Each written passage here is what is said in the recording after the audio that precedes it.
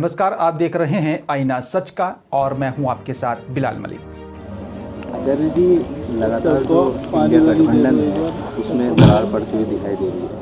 अखिलेश यादव के द्वारा दिए गए बयान पर और सीट सेटिंग को लेकर जो विवाद छिड़ा हुआ है एमपी में, उसको आप कैसे देखते हैं?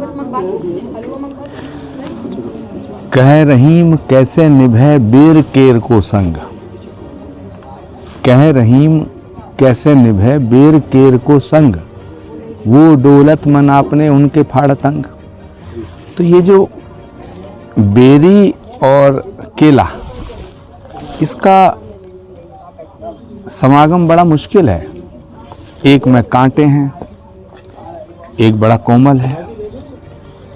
तो वही हाल जिस तरह बेरी और केले की मित्रता का है, वही हाल इंडिया गठबंधन में क्षेत्रीय पार्टी और कांग्रेस के साथ है। क्षेत्रीय पार्टी जो रीजनल पार्टी हैं, उनके अपने एजेंडे खास हैं। कोई एक जाति की बात करता है, कोई एक क्षेत्र की बात करता है, कोई एक धर्म की बात करता है। लेकिन कांग्रेस एक विराट पार्टी है, कांग्रेस एक महान पार्टी है। कांग्रेस राष्ट्र की बात करती है।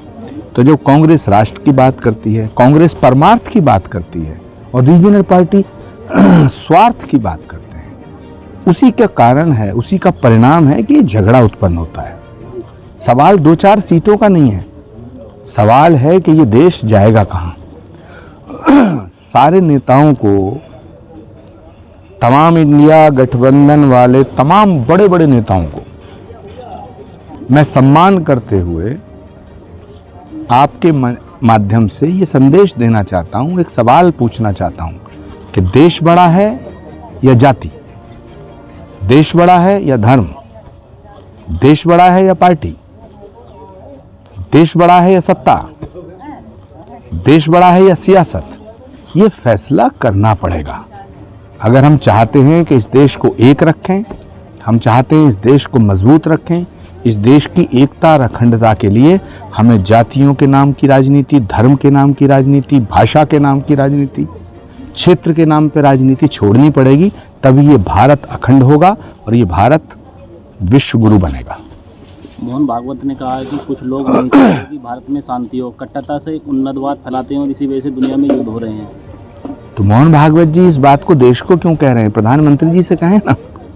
यही तो विडंबना है कि जो बात प्रधानमंत्री जी से बात करनी चाहिए, जो बात प्रधानमंत्री और सरकारों से करनी चाहिए, जो बात उन्हें योगी आदित्यनाथ जी से करनी चाहिए, वो बात वो हमें बता रहे हैं।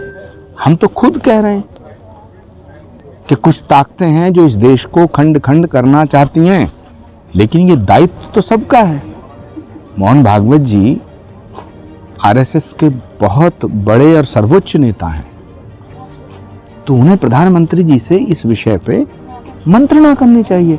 अमित शाह जी को बुलाना चाहिए, गृह मंत्री से पूछना चाहिए कि देश बड़ा है या सत्ता। यही सवाल तो है मेरा।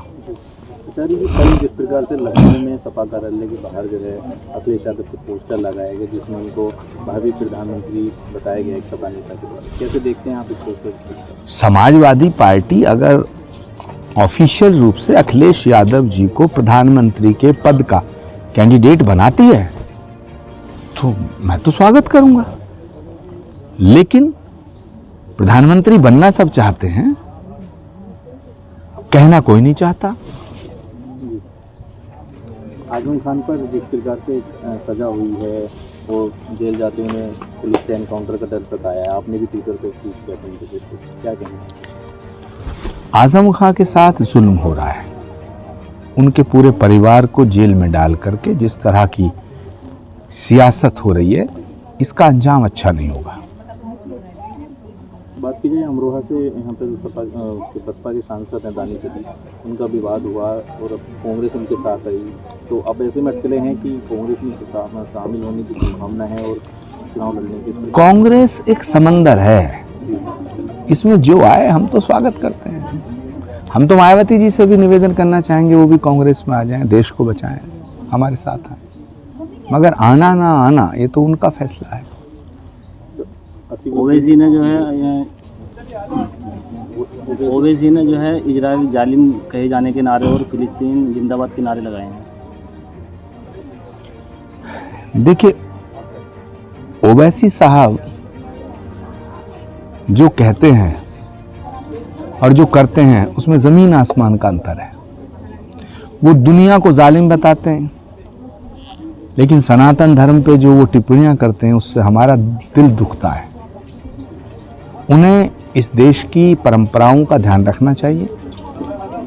भारत में रहते हुए, हिंदुस्तान में रहते हुए उन्हें पाकिस्तान की और हमास की हिमायत नहीं करनी चाहिए। जहाँ तक सवाल है इजराइल का और फ़लस्तीन का, जो भी जिसके खिलाफ जुल्म कर रहा है हम उसके खिलाफ हैं। मौत और हत्या अगर यहूदी की होती है तब भी हमारा दिल दुखता है, अगर हत्या फ़लस्तीनी की होती है तब भी हमारा दिल दुखता है। क्योंकि सवाल हिंदू मुसलमान का नहीं है, सवाल इंसान का है, सवाल इंसानियत का है। और हमारा देश और हमारा सनातन विश्व बंधुत्व और वसुधैव कुटुंबकम का संदेश देता है। इसलिए पूरी दुनिया में शांति आनी चाहिए। हमास जैसे आतंकवादी संगठनों का विरोध होना चाहिए, लेकिन इजराइल के द्वारा जो निर्दोषों के ऊपर बम्बारमेंट हो रहा है हम उसका भी समर्थन नहीं करते। कांग्रेस नेता प्रमोद तिवारी कह रहे हैं कि जो है मोहन भागवत ने जो है पीएम मोदी की आलोचना की है, क्योंकि पीएम मोदी के नेतृत्व में उन्होंने सवाल उठाए हैं। कांग्रेस में प्रमोद तिवारी जी को मैं नहीं जानता। कांग्रेस के नेता राहुल गांधी हैं, मल्लिकार्जुन खड़गे हैं और प्रियंका जी हैं। उन्होंने कांग्रेस में ऐसे बहुत से नेता हैं जो बड़े छोटे मझले, तो अब सबके बयानों पे प्रतिक्रिया देना तो मैं उचित नहीं समझता। दिग्विजय सिंह जी ने वहाँ पर मध्य प्रदेश में जो सीटों को लेकर विवाद चल रहा है उस पर कहा है कि समाजवादी के लिए 4 सीटें छोड़ने के लिए तैयार है। देखिए, दिग्विजय सिंह जी महापुरुष हैं, उन्होंने जो कहा है उसका जवाब तो वही दे सकते हैं। मध्य प्रदेश की राजनीति में क्या हो रहा है उसका पता कमलनाथ जी को और दिग्विजय सिंह जी को ज़्यादा है, तो अगर वो 5 सीट देने को तैयार हैं तो अखिलेश जी को ले लेनी चाहिए। लेकिन कमलनाथ जी और दिग्विजय सिंह जी तो 2 जिस्म एक जान है। कमलनाथ जी 1 भी सीट देने को तैयार नहीं, दिग्विजय सिंह जी 5 सीट देने को तैयार हैं, तो यही एक बड़ा बवाल है। लेकिन अगर वो सीट देना चाहते हैं और अखिलेश जी लेना चाहते हैं तो इसमें मैं कौन होता हूँ रोक टोक करने वाला।